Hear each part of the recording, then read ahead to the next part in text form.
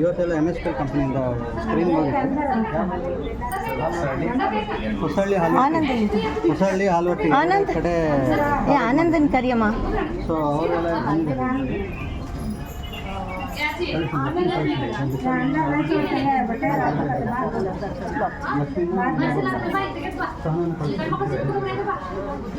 ಇದೆಲ್ಲ ಇಷ್ಟೆಲ್ಲ ಇದೆ.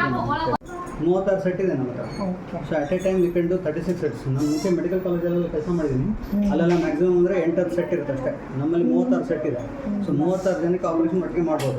ಬಿಯಾಂಡ್ ಅದಾದಮೇಲೆ ಒಂದು ಬೇಕಾದರೆ ಇದರಲ್ಲಿ ಹಾಕಿದ್ರೆ ಮತ್ತೆ 45 ಮಿನಿಟ್ಸ್ಗೆ ಮತ್ತೆ ಸೆಟ್ ರೆಡಿ ಆಗುತ್ತೆ.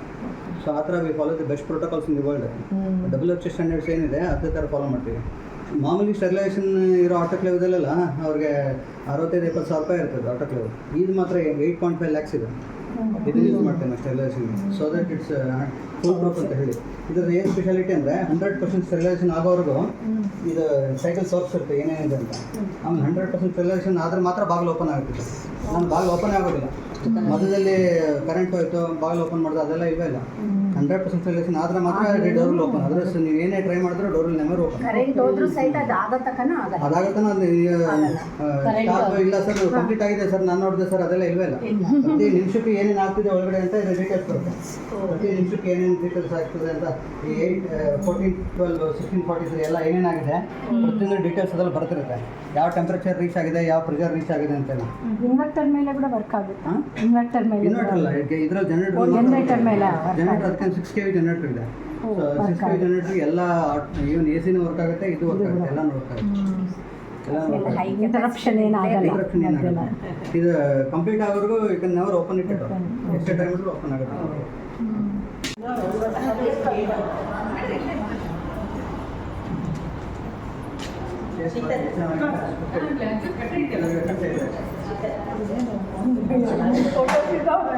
ಎಲ್ಲರಿಗೂ ಕರ್ಚಸ್ಮಾ ಕೊಟ್ಟದ. ಈ ಬೆಳೆ ಪಟ್ಟಿ ಅನ್ನೋದು ಮನೆಗೆ ಹೋಗ್ತಾನೆ ಅಷ್ಟೇ ಇದು. ಈ ಬೆಳೆ ಪಟ್ಟಿ ಅನ್ನೋದು ಮನೆಗೆ ಹೋಗ್ತಾನೆ ಅಷ್ಟೇ ಇದು. ಮನೆಗೆ ಹೋದ ತಕ್ಷಣ ಬೆಳೆ ಪಟ್ಟಿ ಬಿಚ್ಚಿ ಹೋಗೋದು ಬಿಡ್ರಿ. ಮನೆಗೆ ಹೋದ ತಕ್ಷಣ ಬೆಳೆ ಪಟ್ಟಿ ಬಿಚ್ಚಿ ಹೋಗೋದು. ನಿಮ್ಗೇನು ಕರೆ ಚಸ್ಮಾ ಕೊಟ್ಟಿರ್ತದೆ, ಕರೆ ಚಸ್ಮಾ ಹಾಕೋಬೇಕು. ಕರೆ ಚಸ್ಮಾನ ಸದಾ ಹಾಕೊಂಡಿರ್ಬೇಕು. ಬೆಳಿಗ್ಗೆ ಎತ್ಕೊಂಡು ಹಾಕೋಬೇಕು, ರಾತ್ರಿ ಮಕ್ಕಳ ತನೂ ಕರೆ ಚಸ್ಮಾ ಹಾಕೊಂಡಿರ್ಬೇಕು. ದಿನಾಲು ಕರೆ ಚಸ್ಮಾನ ಒರೆಸ್ಕೊಂಡು ಆಮೇಲೆ ಹಾಕೋಬೇಕು. ಬೆಳಿಗ್ಗೆ ಎತ್ಕೊಂಡು ಹಾಕೋಬೇಕು, ರಾತ್ರಿ ಮಕ್ಕಳ ತನೂ ಕರೆ ಚಸ್ಮಾ ಹಾಕೊಂಡಿರ್ಬೇಕು. ದಿನಾಲು ಕರೆ ಚಸ್ಮಾನ ಒರೆಸ್ಕೊಂಡು ಆಮೇಲೆ ಹಾಕೋಬೇಕು. ಈಗ ಮಾರ್ಗದರ್ಶನ ಉದ್ದ ಗಿಡ್ಡ ಬೇಕಾದ್ರೆ ಮಾಡ್ಕೋಬೋದು. ನಿಮ್ಗೆ ಸೈಲ್ ಆಗ್ತಂತ ಅಂತ ಅನ್ಸಿದ್ರೆ ಹಿಂದೆ ದಾರ ಕಟ್ಕೊಳ್ಕೆ, ರಬ್ಬರ್ ಬ್ಯಾಂಡ್ ಕಟ್ಕೊಳ್ಕೆ ಜಾಗನೂ ಅದ. ಬೆಳಿಗ್ಗೆ ಎತ್ಕೊಂಡು ಹಾಕೋಬೇಕು, ರಾತ್ರಿ ಮಕ್ಕಳ ತನೂ ಕರೆ ಚಸ್ಮಾ ಹಾಕೊಂಡಿರಬೇಕು. ಟೋಟಲ್ 4 ವಾರ ಕರೆ ಚಸ್ಮಾ ಹಾಕೋಬೇಕು. ಟೋಟಲ್ 4 ವಾರ ಕರೆ ಚಸ್ಮಾ ಹಾಕೋಬೇಕು. ಇದು ನೆಲದ ಮೇಲೆ ಇಡೋದು, ಸಣ್ಣ ಮಕ್ಕಳು ಕೈ ಕೊಡೋದು, ಆಟಿಗೆ ಸಂಬಂಧಿತ ಉಪಯೋಗಿಸೋದೆಲ್ಲ ಮಾಡಬಾರ್ದು. ಅರ್ಥ ಆಯಿತು? 4 ವಾರ ತನಕ ಬೆಳಿಗ್ಗೆ ಎತ್ಕೊಂಡು ಹಾಕೋಬೇಕು, ರಾತ್ರಿ ಮಕ್ಕಳ ತನೂ ಕರೆ ಚಸ್ಮಾ ಹಾಕೊಂಡಿರಬೇಕು. ದಿನಾಲು ಕರೆ ಚಸ್ಮಾನ ಒರೆಸ್ಕೊಂಡು ಆಮೇಲೆ ಹಾಕೋಬೇಕು. ಅರ್ಥ ಆಯ್ತಲ್ಲ ಎಲ್ಲರಿಗೂ? ಇದೆಲ್ಲ ಎಲ್ಲರಿಗೂ 2 ಥರ ಎಣ್ಣೆ ಕೊಡ್ತದೆ. ಆಮೇಲೆ 2 ಥರ ಗುಳಿಗೆ ಕೊಡ್ತದೆ.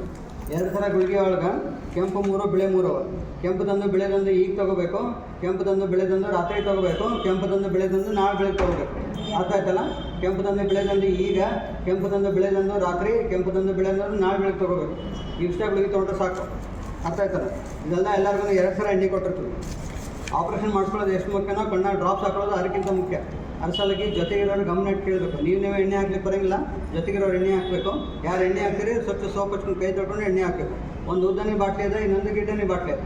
ಅರ್ಥ ಆಯಿತು? ಒಂದು ಉದ್ದನಿ ಬಾಟ್ಲಿ ಇದೆ, ಇನ್ನೊಂದು ಗಿಡ್ಡನಿ ಬಾಟ್ಲಿ ಇದೆ. ಉದ್ದನಿ ಬಾಟ್ಲಿ ದಿನಕ್ಕೆ 12 ಸಲ, ಗಿಡ್ಡನಿ ಬಾಟ್ಲಿ ದಿನಕ್ಕೆ 2 ಸಲ. ಅರ್ಥ ಆಯಿತು? ಉದ್ದನಿ ಬಾಟ್ಲಿ ದಿನಕ್ಕೆ 12 ಸಲ. ದಿನಕ್ಕೆ 12 ಸಲ ಅಂದ್ರೆ ಮುಂಜಾನೆ 8 ಗಂಟೆಯಿಂದ ರಾತ್ರಿ 8 ಗಂಟೆ ತನಕ ಒಂದೊಂದು ತಾಸಿಗೆ ಒಂದೊಂದು ಹನಿ. ಅಂದರೆ ಏನಂತ 8 ಗಂಟೆಗೆ ಒಂದನಿ, 9 ಗಂಟೆಗೆ ಒಂದನಿ, 10 ಗಂಟೆಗೆ ಒಂದನಿ, 11 ಗಂಟೆಗೆ ಒಂದನಿ, ಹಂಗೆ ಒಂದೊಂದು ತಾಸಿಗೆ ಒಂದೊಂದು ದನಿ, ಒಂದೊಂದು ತಾಸಿಗೆ ಒಂದೊಂದು ಆಪ್ರೇಷನ್ ಕಣ್ಣು ಹಾಕ್ತಾರೆ ಉದ್ದನಿ ಬಾಟ್ಲಿನ. ಈ ಗಿಡ್ಡನಿ ಬಾಟ್ಲಿನ ದಿನಕ್ಕೆ 2 ಸಲ. ಮುಂಜಾನೆ 7 ಗಂಟೆಗೆ ಒಂದು ಹನಿ, ರಾತ್ರಿ 9 ಗಂಟೆಗೆ ಇನ್ನೊಂದು ಹನಿ. ಅರ್ಥ ಆಯ್ತಲ್ಲ? ಇನ್ನೊಂದು ಸಲ ಹೇಳ್ತೀನಿ ಕೇಳ್ರಿ. ಉದ್ದನಿ ಬಾಟ್ಲಿ ದಿನಕ್ಕೆ 12 ಸಲ. ದಿನಕ್ಕೆ 12 ಸಲ ಅಂದ್ರೆ ಮುಂಜಾನೆ 8 ಗಂಟೆಯಿಂದ ರಾತ್ರಿ 8 ಗಂಟೆ ತನಕ ಒಂದೊಂದು ತಾಸಿಗೆ ಒಂದೊಂದು ಹನಿ. ಅಂದರೆ ಏನರ್ಥ? 8 ಗಂಟೆಗೆ ಒಂದನಿ, 9 ಗಂಟೆಗೆ ಒಂದನಿ, 10 ಗಂಟೆಗೆ ಒಂದನಿ, 11 ಗಂಟೆಗೆ ಒಂದನಿ, ಹಂಗೆ ಒಂದೊಂದು ತಾಸು ಒಂದೊಂದು ದನಿ, ಒಂದೊಂದು ತಾಸು ಒಂದೊಂದು ಆಪ್ರೇಷನ್ ಕಣ್ಣು ಹಾಕ್ತಿರ್ಬೇಕು ಉದ್ದನಿ ಬಾಟ್ಲಿನ. ಗಿಡ್ಡನಿ ಬಾಟ್ಲಿ ಏನದ ದಿನಕ್ಕೆ 2 ಸಲ. ಮುಂಜಾನೆ 7 ಗಂಟೆಗೆ ಒಂದು ಹನಿ, ರಾತ್ರಿ 9 ಗಂಟೆಗೆ ಇನ್ನೊಂದು ಹನಿ. ಅರ್ಥ ಆಯ್ತಲ್ಲ ಎಲ್ಲರಿಗೂ? ನೀವು ಎಣ್ಣೆ ಹಾಕಂಗಿಲ್ಲ, ಜೊತೆಗಿರೋರು ಎಣ್ಣೆ ಹಾಕ್ಬೇಕು. ಇದು ಎಣ್ಣೆ ಬಾಟ್ಲಿ ಓಪನ್ ಮಾಡ್ಬೇಕಾತಂದ್ರೆ ಇದು ಜೋರೆ ಒಮ್ಮೆ ಅವರು ನಮ್ಮಲ್ಲಿ ಭೇಟಿ ಆದಾಗ ಹಿಂಗದ ಅಂತ ನಾನು ಹೇಳಿದಾಗ ಅವರು ಸಹ ಇಷ್ಟು ಒಂದು 15 ಮಂದಿಗೆ ಆಪ್ರೇಷನ್ ಮಾಡಲಿಕ್ಕೆ ಮುಂದೆ ಬಂದಾರೆ. ಅವರಿಗೆ ನಾವು ಎಷ್ಟು ಧನ್ಯವಾದವನ್ನು ತಿಳಿಸಿದ್ರೆ ಸಾಲದು. ಅವ್ರಿಗೆ, ಅವರು ಮಂಡಳಿಯ ಸಕಲ ಸದಸ್ಯರಿಗೆ, ಅವ್ರವ್ರ ಪರಿವಾರ ಅವ್ರವ್ರಿಗೆ ಇರ್ತಾರೆ. ಅವರೆಲ್ಲ ಕೆಲಸ ಬಿಟ್ಟು ಬಂದಾರೆ ಇಲ್ಲಿ. ಅರ್ಥ ಆಯಿತು? ನಾವು ನಮ್ಮ ಕೆಲಸಕ್ಕೆ ಅಂತ ಹೇಳಿ ಬಂದೇವೆ, ಅವರೆಲ್ಲ ಕೆಲಸ ಬಿಟ್ಟು ಬಂದರು. ಅರ್ಥ ಆಯಿತು. ಅದಕ್ಕೆ ಅವ್ರಿಗೆ ಧನ್ಯವಾದಗಳನ್ನ ತಿಳಿಸ್ಬೇಕು. ಮಹಿಳಾ ಮಂಡಳಿಯವರಿಗೆ ಮುಖ್ಯವಾಗಿ ಧನ್ಯವಾದಗಳನ್ನು ತಿಳಿಸಿ, ನೀವೆಲ್ಲರೂ ಹಿರಿಯರಿದ್ದೀರಿ, ಅವರೆಲ್ಲ ಕಿರಿಯರಿದ್ದಾರೆ, ನಿಮ್ಮ ಆಶೀರ್ವಾದ ಅವ್ರ ಮೇಲೆ ಇರಬೇಕಂತ ಹೇಳಿ ಕೇಳ್ಕೊತೇವೆ. ಅರ್ಥ ಆಯಿತು. ನಿಮ್ಗೆಲ್ಲರದ ಆಶೀರ್ವಾದ ಅವ್ರ ಮೇಲೆ ಇರಬೇಕಂತ ಹೇಳಿ ಕೇಳ್ಕೊತೇವೆ.